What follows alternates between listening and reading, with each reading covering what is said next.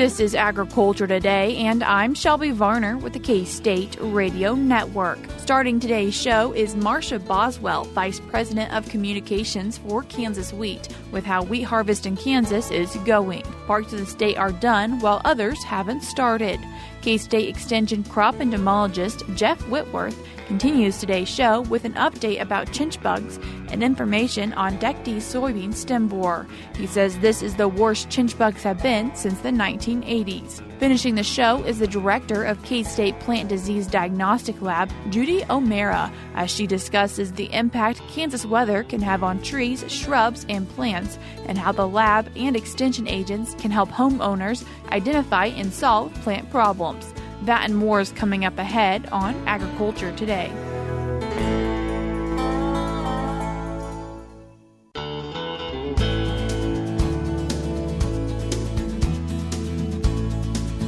You're tuned in to Agriculture Today, and on this Thursday, we begin our show with some information about wheat harvest and just kind of seeing how things are going. And then to do that, we have the Vice President of Communications with Kansas Wheat, Marsha Boswell. Marsha, thanks for joining us today.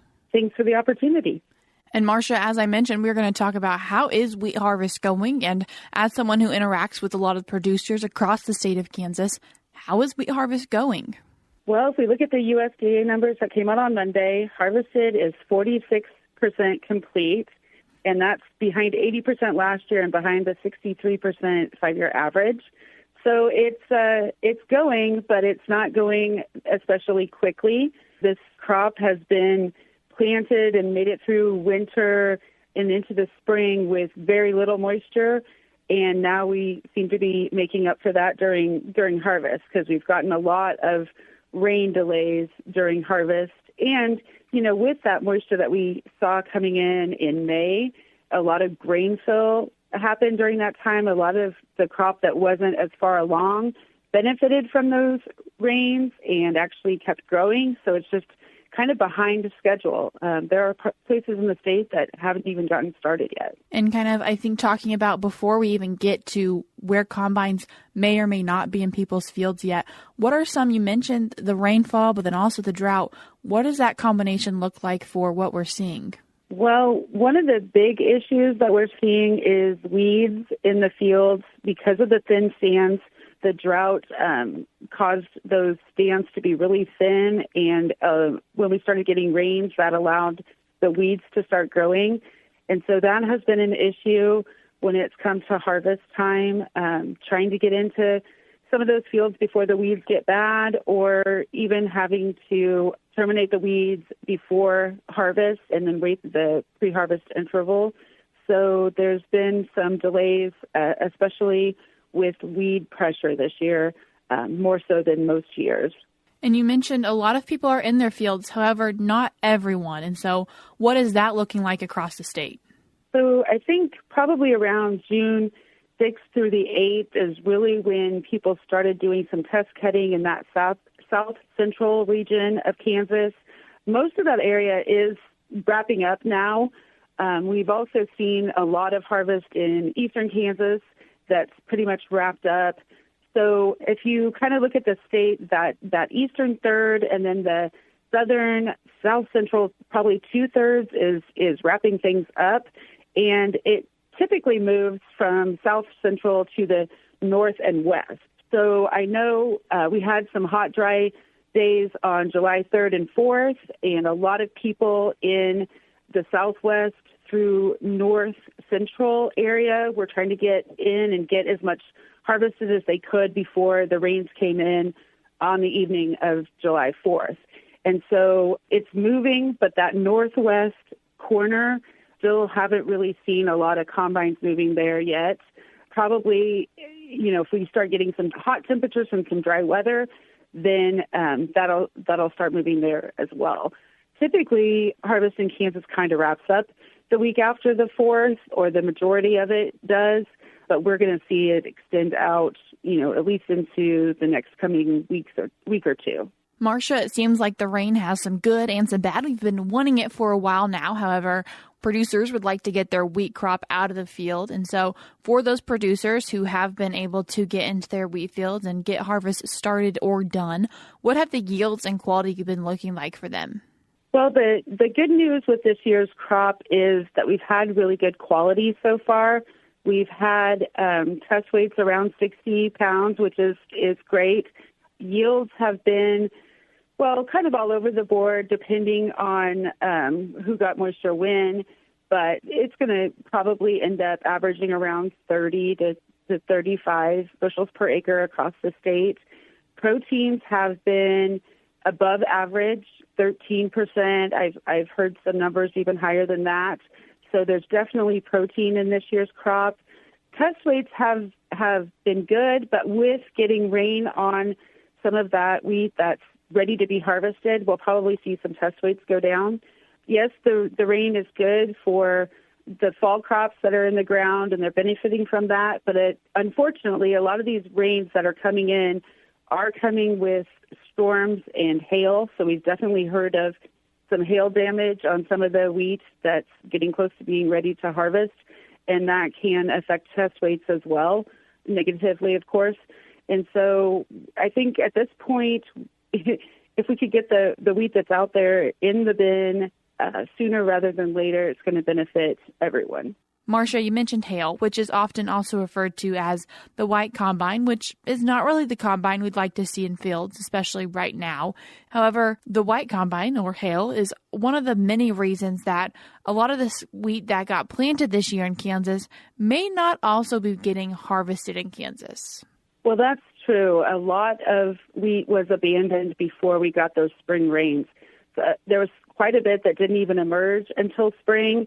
And so, in that early April, mid-April time, it just it wasn't doing anything. So adjusters came out and looked at it and adjusted it at maybe 1 or 2 bushels or even up to 5 or whatever. So then farmers had to make a decision whether they wanted to abandon that, terminate it and go in with another crop, or if they wanted to take it to harvest. And the estimate right now is around 20% that was abandoned at that point. And so the number of bushels are going to be down significantly anyway. And then whether or not they're actually able to combine or harvest the wheat that had hail damage and probably in places lost 50% at that point. And then, of course, with the weed issue, some of that maybe not be able to be harvested as well. So there's a lot of things going against this year's crop. And so I think most people are just looking at let's get this harvest wrapped up and move on to next year. And as you've interacted with many producers across the state of Kansas who are in the midst of wheat harvest or are maybe just getting started or have just recently finished, how are they feeling? And is that feeling, like you mentioned, that they're really just ready to be done? I think there's a lot of consensus that they're ready to be done. I think people are happy to have some acres that are doing better than expected. So there's a little benefit there, kind of a positive in some locations where they did benefit from those late rains and have some better production in those areas. But there's just a lot of wheat that's being cut that's, maybe in the teens for yields. That's pretty depressing. But it is what it is. Hopefully they had crop insurance and were able to recoup some of the costs from putting the crop into the ground and just look forward to next year. And hopefully with this rain that's coming in, we've kind of changed that weather pattern a little bit and we'll continue to see some moisture. There's still so much of the state that's still in drought conditions. Even though we've seen a lot of rains recently, it really hasn't depleted all that subsoil moisture from the couple of years of drought conditions.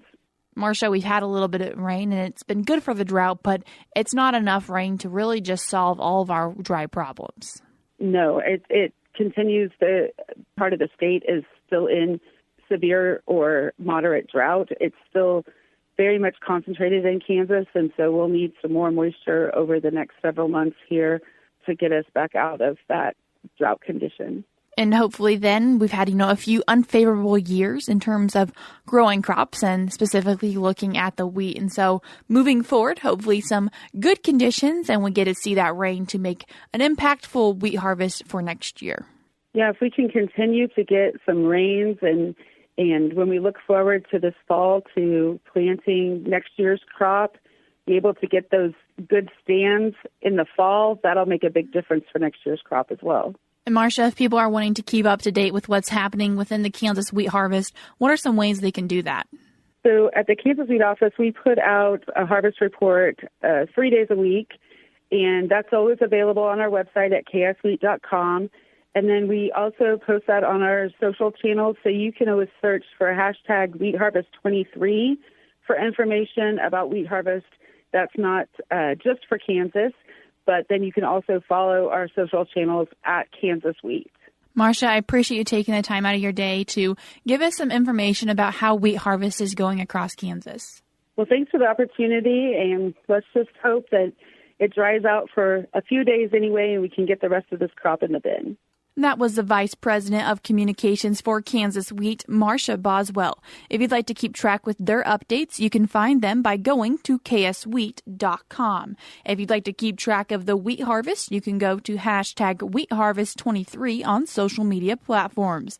And if you'd like to keep up to date with what Kansas Wheat is doing and how they're tracking this year's wheat harvest, you can find them on social media platforms at Kansas Wheat. These resources will be linked in today's show notes, which, as always, you can find on agtoday.net. If you're getting close to your destination and don't want to miss out on the rest of today's show, you can also find it on agtoday.net. We're cutting to a short break now, but when we come back, we're going to be joined with K-State crop entomologist Jeff Whitworth as he gives us an update on chinch bugs and discusses Dectes soybean stem borer in Kansas. We'll be right back on Agriculture Today.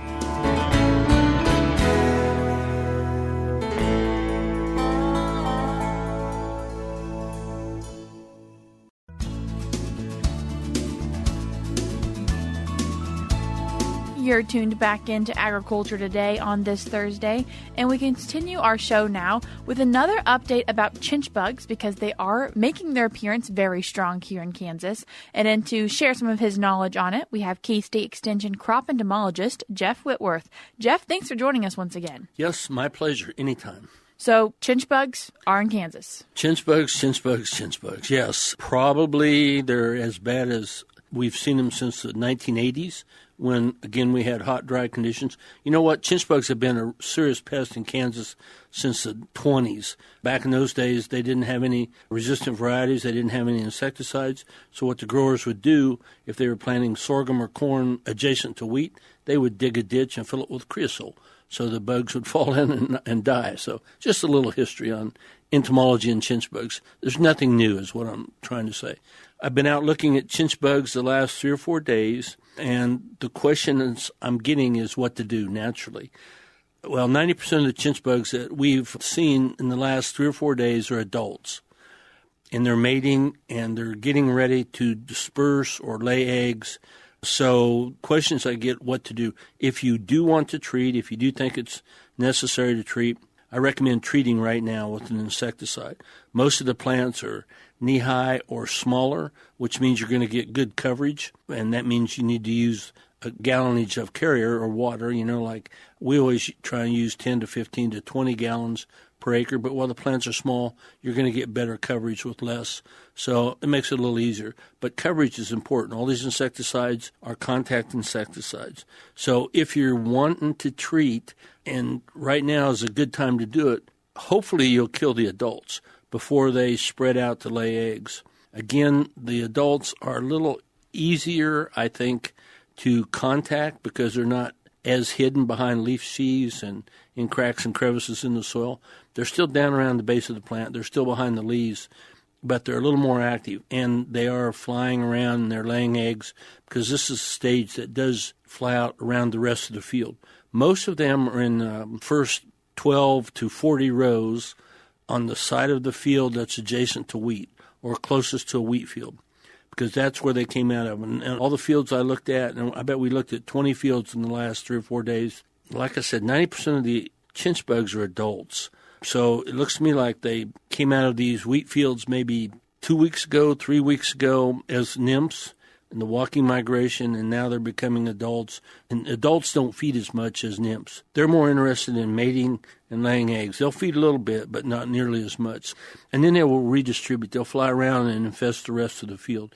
So if you do decide to treat, now's a good time. I would recommend getting out and sampling your field on the side closest to the wheat and move out towards the middle of the field, see how far the infestation goes. That way you may limit your treatment to just 50 rows or that part of the field that's infested with adults. That will help. So once they lay the eggs, which they will do behind leaf sheaths or insert them into the stem, once they lay the eggs, you're not going to kill them with an insecticide. So from now till the next 10 or 12 days, I'm guessing most of the adults will be laying eggs. The eggs will be someplace where you're not going to kill them, and then the nymphs will be hatching out. And the nymphs, they're going to be behind leaf sheaths. They're going to be really tough to get to. Plus, hopefully, the plants will be growing. If we do get some rain and cooler weather, that will really help the plant's response to the feeding of the chinch bugs. They'll be able to tolerate more. So it's my idea right now that if you want to treat, get out and treat within the next 2 or 3 days, if possible. If not, I would wait 10 or 12 or 14 days until most of the eggs have hatched and then go after the nymphs. But again, the nymphs are going to be a little tougher to get to, so you need to make sure you use the proper amount of carrier. You know, we always try and use drop nozzles aimed at the base of the plant to get the best coverage possible. But that's the state of the chinch bugs, and there are a lot of chinch bugs. As we're not getting rain around different spots in the state and the hot, dry conditions, that's stressing the plants also, and you got chinch bugs feeding on them. That's just creating more stress for the plants. So some of the sorghum around the north-central part of the state's suffering pretty much between the heat and the drought and the chinch bugs. Now that we've had a little bit more information about chinch bugs and what producers could be doing right now, one more insect that I want to talk about was Dectes soybean stem borer. And so where is that in Kansas? Yes, since right now it's sorghum and soybeans that are growing and struggling, really, because of the hot, dry conditions, and the growers are concerned about them, and rightly so. We were also out looking at soybean plants throughout north-central Kansas, and as we sampled more Dectes soybean stem borers than usual. We usually get 3 or 4 per sweep. The past few days we got like 10 or 12 per sweep of a net. Now realize the stem borers usually become adults right around the 4th of July, the same as corn rootworm adults in Kansas at least. So they're all becoming adults, and they're aggregating or congregating around the borders of the fields. That's normally what happens. They'll aggregate for a while to mate, and then for a week or two, and then they'll disperse and go lay eggs throughout the soybean field. Right now, we were just checking the borders of the field, and that's where the adult stem borers are, and they're all adults, and that's where we expect them to be. But still, there were more than – I was a little bit surprised at the numbers. Every year, it seems – the first year we found them in Kansas was 1985 in soybeans. They're a native pest to Kansas. They've always been in sunflowers, and they're native sunflowers. They moved over into domestic or cultivated sunflowers. But since 1985, they've gone into soybeans, and now it's a lot easier to find them in soybeans than sunflowers. For some reason, they're really transitioned into liking soybeans. So every year since, about 2010, it seems to me like infestation levels of Dectes stem borers are increasing. The funny thing about them, they're only in the western two-thirds of the state, which seems strange because they are in the southeastern part of the United States. They're in Arkansas, Louisiana, Mississippi, other places where they have soybeans. But in the eastern third of Kansas, we've not really found any. So it's just the western two-thirds that they're a real problem. Now what's going to happen right now, the adults are mating. They're going to disperse and spread out and start laying eggs. The problem with controlling Dectes stem borers, and we've talked about this before, is the adults will be out laying eggs from now or mid-July to mid or late August. You know, it's not a concentrated oviposition period like it is with some insects, and they're very mobile. So if you try and spray them, you can kill them with an insecticide, but that insecticide lasts 10 to 14 days, and the adults keep flying in and laying eggs, so the plants can still become infested. So we've conducted trials before, and you got to spray them like 3 or 4 times every 2 weeks throughout the year, and it's just not economically feasible to do that. So the problem with the stem borers is in another 2 weeks they'll be spreading out, laying eggs, and another 2 weeks, 3 weeks after that, you'll notice one petio dying here, one petio dying there, as the eggs are laid in the petios in the stem, and the larvae bore into the stem and start boring up and down the stalk, till eventually, just before harvest, they get down to the base of the plant, where they have this strange behavior of girdling around the inside of the stem, which weakens the stem, and then we get a wind before harvest or something that blows the plant over, and it lodges, and it's really difficult to pick up. We have tested this, and we've researched this a lot. The tunneling within the stems and then down the petios would reduce yield, but that doesn't reduce yield significantly. It's just when they get down to the base of the plant and they girdle the plant. If the plant falls over, you're going to lose a lot of your yield. The stem borers are cannibalistic, so even though the adults are laying eggs on a lot of petios in one plant, those larvae, as they chew their way or bore their way down the petio to the main stem, they run into each other, they will kill each other. So when you get down to the base of the plant, there's only going to be one.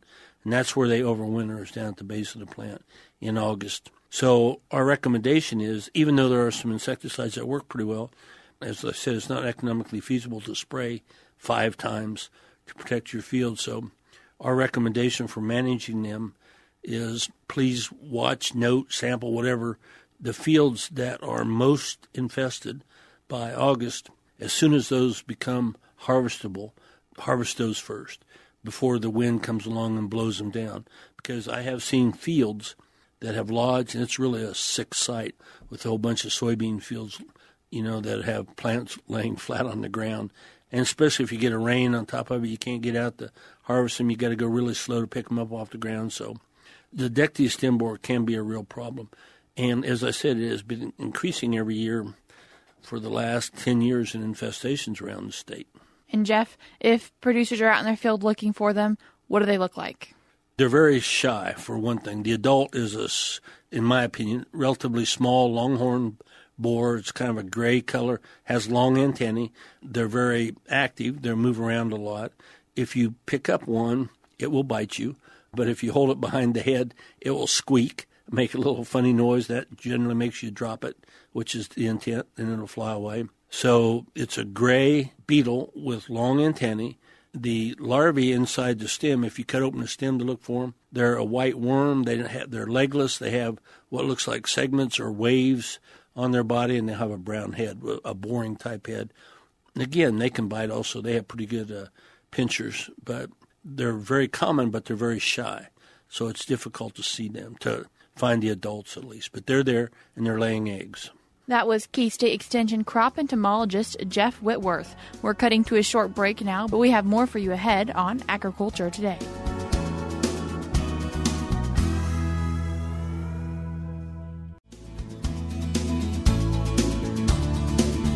This is Agriculture Today.